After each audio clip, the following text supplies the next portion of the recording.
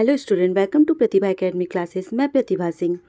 अभी तक मैंने अपने चैनल पे काव्य शास्त्र के जो भी महत्वपूर्ण टॉपिक है, जैसे काव्य प्रयोजन, काव्य हेतु और काव्य शास्त्र में प्रमुख आचार्यों की रचना तथा काव्य शास्त्र के महत्वपूर्ण वन लाइनर से संबंधित कई सारे वीडियोस बनाए हैं।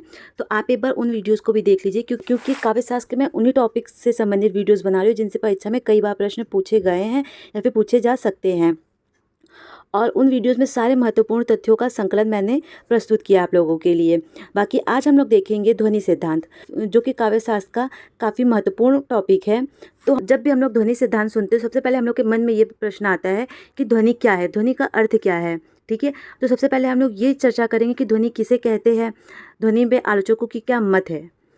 तो आइए हम लोग देखते हैं कि ध्वनि क्या होती है और ध्वनि किसे कहते हैं। जो ध्वनि सिद्धांत है, भारतीय काव्यशास्त्र का एक संप्रदाय है। भारतीय काव्यशास्त्र के विभिन्न सिद्धांतों में यह सबसे प्रबल एवं महत्वपूर्ण सिद्धांत है। ध्वनि सिद्धांत का आधार अर्थध्वनि को माना गया है। ये प्रश्न टीजीटी की परीक्षा में पूछा गया है कि ध्वनि सिद्धांत का आधार किसे माना गया है। तो ध्वनि सिद्धांत का आधार अर्थध्वनि को माना गया है। इसी प्रकार के छोटे छोटे प्रश्न परीक्षा में पूछे जाते हैं, जिनमें बच्चे बहुत कंफ्यूज हो जाते हैं और उन्हें लगता है कि पेपर काफ़ी टफ आया है। तो इन सारे छोटे छोटे जो भी बेसिक कॉन्सेप्ट है जिनसे आपके प्रश्न बन सकते हैं, वो सारे इस वीडियोज़ में आपको देखने को मिलेंगे। आइए तो हम लोग आगे देखते हैं। आनंदवर्धन का एक कथन है। मैंने कई बार अपने वीडियोज़ में बोला है कि जब भी आप लोग मेरे वीडियोज़ देखने बैठे तो साथ में पेन और कॉपी लेके बैठे, क्योंकि बहुत सारे ऐसे तथ्य हैं, मत हैं, जिसको मैं अपने वीडियो में संकलित नहीं कर पाती हूँ। तो आप उसे लिख लिया करें जब मैं बताती हूँ। तो जो आनंदवर्धन का कथन है, उनका कथन है, जब शब्द स्वयं को या अर्थ स्वयं के अर्थ का परित्याग करके व्यंजना रूप में अर्थ को व्यंजित करे तो उसे हम ध्वनि कहते हैं। एक बार मैं और बता देती हूँ। जब शब्द स्वयं को या अर्थ स्वयं के अर्थ का परित्याग मतलब छोड़कर व्यंजना रूप में अर्थ को व्यंजित करे तो उसे हम ध्वनि कहते हैं। और ध्वनि के भेद कितने होते हैं, ये प्रश्न भी परीक्षा में पूछा जा चुका है।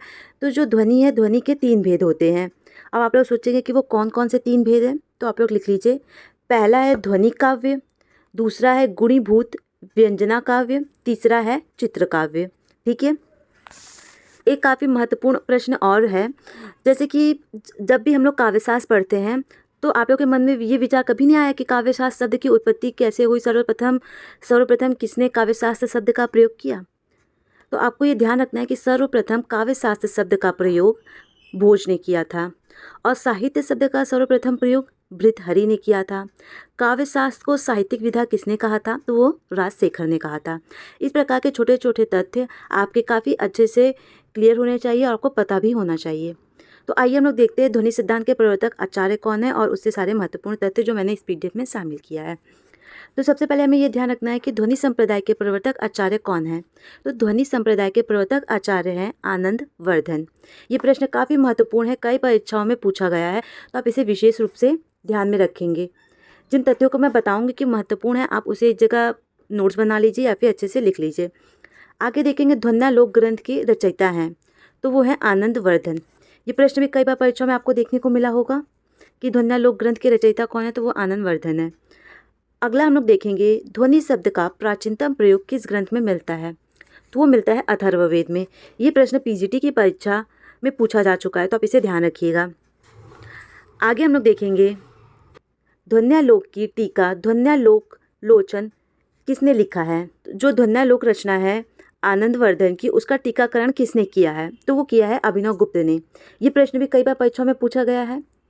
ये सारे प्रश्न आपको परीक्षा में ज़रूर देखने को मिले। अगर आपने पिछले वर्ष का previous year question paper solve किया होगा तो आपको ये सारे प्रश्न देखने को मिलेंगे। आगे हम लोग देखेंगे आनंदवर्धन का समय कब से कब माना गया है। तो आनंदवर्धन का जो समय माना गया है वो माना गया है 9वीं सदी का मध्य। आनंदवर्धन ने ध्वनि के कितने प्रकार किए हैं, ये प्रश्न भी पूछा जा चुका है कि आनंदवर्धन ने ध्वनि के कितने प्रकार किए हैं। तो 3 किए हैं, और वो कौन कौन से किए हैं। पहला है वस्तु ध्वनि, अलंकार ध्वनि और रस ध्वनि। आगे हम लोग देखेंगे आनंदवर्धन ने ध्वनि के 3 प्रकार वस्तु ध्वनि, अलंकार ध्वनि, रस ध्वनि में से किसे काव्य के परम तत्व के रूप में मान्यता दी है। तो आनंदवर्धन ने वस्तु ध्वनि, अलंकार ध्वनि और रस ध्वनि में से सबसे ज़्यादा जो परम तत्व या सबसे ज़्यादा जिस रस को मान्यता दी है वो है रस ध्वनि को। ठीक है, आपको ये प्रश्न काफ़ी अच्छे से याद रखना है कि आनंदवर्धन ने कितनी ध्वनि मानी है और किसको सबसे ज़्यादा मान्यता दी है। आगे हम लोग देखेंगे अभिनव गुप्त ने ध्वनि के कितने भेद किए हैं? तो अभिनव गुप्त ने ध्वनि के 35 भेद किए हैं। किसने ध्वनि या व्यंग्यार्थ को तात्पर्य से अभिन्न माना है? तो भोजराज ने माना है। अगला प्रश्न हम लोग देखेंगे, किस ध्वनिवादी आचार्य को ध्वनि प्रस्थान परमाचार्य के रूप में प्रतिष्ठित किया जाता है? तो वो है मम्मट। आगे हम लोग देखेंगे, मम्मट ने ध्वनि के शुद्ध भेदों की संख्या कितनी स्वीकार की है? तो वो किया है 51। पीडीएफ में कुछ कुछ शब्द जो कि गलत टाइप हो जाते हैं, उसके लिए मैं आप लोग से क्षमा प्रार्थी हूँ, क्योंकि ये पीडीएफ मैं खुद ही टाइप करती हूँ और खुद ही एडिट करती हूँ, तो कभी कभी कुछ मिस्टेक्स हो जाते हैं। ठीक है, आगे हम लोग देखेंगे, पंडित राज जगन्नाथ ने काव्य के कितने भेद किए हैं? तो पंडित राज जगन्नाथ ने काव्य के 4 भेद किए हैं, और वो 4 भेद कौन कौन से हैं? पहला है उत्तमोत्तर, दूसरा है उत्तम, तीसरा है मध्यम और चौथा है अधम। अगला प्रश्न हम लोग देखेंगे, हिंदी में ध्वनि के शास्त्रीय स्वरूप का सर्वप्रथम विवेचना किसने किया है? तो वो चिंतामणि ने किया। ये प्रश्न भी यूजीसी नेट की परीक्षा में पूछा गया है, तो आप इसे विशेष रूप से ध्यान रखिएगा कि हिंदी में ध्वनि के शास्त्रीय स्वरूप का सर्वप्रथम विवेचना किसने किया? तो चिंतामणि ने किया है। अगला प्रश्न हम लोग देखेंगे, आधुनिक काल के प्रारंभिक समय में कन्हैया लाल पोद्दार ने काव्य कल्पद्रुम नामक ग्रंथ की रचना की, जो आगे चल के रस मंजरी और अलंकार मंजरी के रूप में प्रकाशित हुआ। ठीक है, तो यहाँ पे आपके 2 प्रश्न तैयार हो जाते हैं। पहला प्रश्न तो ये कि आधुनिक काल के प्रारंभिक समय में सेठ कन्हैया लाल पोद्दार ने कौन सी रचना की? तो वो किया है काव्य कल्पद्रुम नामक ग्रंथ की रचना की, जो आगे चल के रस मंजरी और अलंकार मंजरी के रूप में प्रकाशित हुआ। अगला प्रश्न हम लोग देखेंगे, पंडित रामदहीन मिश्र ने काव्यालोक, जिसका प्रकाशन 1942 ईस्वी तथा काव्य दर्पण नामक ग्रंथ की रचना की। ठीक है, तो पंडित रामदहीन मिश्र ने 2 रचनाएं की, पहला है काव्यालोक, दूसरा है काव्य दर्पण। ये जो 2 प्रश्न हैं ये काफ़ी महत्वपूर्ण है, ये परीक्षा में कम से कम 5 से 6 बार पूछे जा चुके, तो आप इससे विशेष रूप से याद रखिएगा। सबसे पहले हम लोग देखेंगे कि कौन से आचार्य हैं जो ध्वनि विरोधी आचार्य हैं। तो उनमें आते हैं मुकुल भट्ट, भट्ट नायक, धनंजय धनिक, कुंतक, महिम भट्ट। आगे हम लोग देखेंगे, वो है प्रमुख ध्वनिवादी आचार्य हैं, वो है मम्मट, अभिनव गुप्त, पंडित राज जगन्नाथ। तो आपको इसे विशेष रूप से ध्यान में रखना है। अगला प्रश्न हम लोग देखेंगे, उदय भट्ट की कृति काव्य अलंकार सार संग्रह का टीकाकरण लघु वृत्ति नाम से किसने किया है? तो वो किया है प्रतिहारेंदु राज ने। ठीक है, अगला हम लोग देखेंगे, किस ध्वनि विरोधी आचार्य ने ध्वनि सिद्धांत का खंडन करते हुए उसका अंतर्भाव अलंकार में किया है? तो वो किया है प्रतिहारेंदु राज ने। अगला प्रश्न हम लोग देखेंगे, हृदय दर्पण नामक ग्रंथ की रचना किसने की है? तो हृदय दर्पण नामक ग्रंथ की रचना की है भट्ट नायक ने। ये प्रश्न कई बार परीक्षा में पूछा गया है, तो काफ़ी महत्वपूर्ण है। व्यक्ति विवेक के रचयिता हैं, तो वो है महिम भट्ट। ये भी काफ़ी महत्वपूर्ण, आपने कई परीक्षा में इस प्रश्न को भी देखा होगा।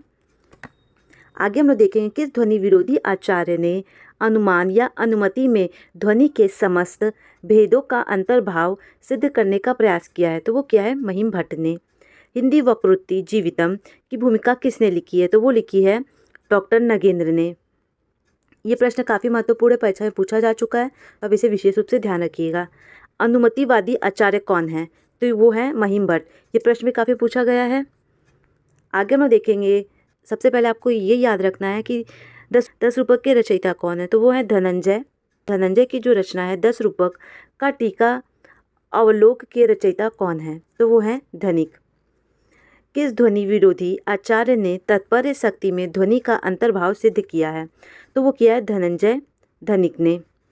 ये काफ़ी महत्वपूर्ण, आपको ये याद रखना है। किस ध्वनि विरोधी आचार्य ने व्यंजना का अभिभाव अभिधा में किया है? तो वो किया है कुंतक ने। ये प्रश्न भी पूछा जा चुका है परीक्षा में कि किस ध्वनि विरोधी आचार्य ने व्यंजना का आविर्भाव अभिधा में किया है? तो वो किया है कुंतक ने। कुंतक का एक और महत्वपूर्ण कथन है, वो आप लोग की जगह लिख लीजिए, मैं बता देती हूँ। वो कथन है, अभिधा के अंतर्गत ही लक्षणा एवं व्यंजना को समाहित कर किसी ध्वनि विरोधी आचार्य ने अपने को विचित्र अभिधावादी कहा है। तो ये कथन है कुंतक का। तो कथन क्या, मैं फिर से रिवीजन करा देती हूँ। अभिधा के अंतर्गत ही लक्षणा एवं व्यंजना को समाहित कर किसी ध्वनि विरोधी आचार्य ने अपने को विचित्र अभिधावादी कहा है। ठीक है, बाकी ध्वनि सिद्धांत से महत्वपूर्ण जितने प्रश्न परीक्षाओं में पूछे गए हैं और जो प्रश्न बन सकते हैं, और ध्वनि सिद्धांत के सारे महत्वपूर्ण तथ्यों को मैंने इस वीडियो में शामिल कर लिया है। अगर आप इस वीडियो को देख लेते हैं तो ध्वनि सिद्धांत के एक भी प्रश्न आपको इससे बाहर देखने को नहीं मिलेगा। अगर आप लोगों को ये PDF चाहिए तो आप मेरे टेलीग्राम चैनल से जुड़ सकते हैं। कमेंट बॉक्स में मैंने अपना टेलीग्राम चैनल का लिंक पेस्ट कर दिया है। आप वहाँ से आकर टेलीग्राम चैनल पे ऐड होके इस PDF को ले सकते हैं और आराम से पढ़ाई कर सकते हैं। बाकी किसी भी प्रकार की समस्या हो या फिर आगे आप लोगों को जिस टॉपिक से संबंधित वीडियो चाहिए, या फिर आप लोग चाहते हैं कि मैं किसी एक अलग टॉपिक पे बनाऊँ, चाहे वो उपन्यास हो, कहानी हो, काव्य शास्त्र हो, तो आप मुझे कमेंट करें और मैं उससे संबंधित वीडियो भी जल्दी ही बनाऊँगी। आशा करती हूँ कि मेरे द्वारा बनाया गया ये वीडियो आप लोगों को पसंद आया होगा। Thank you.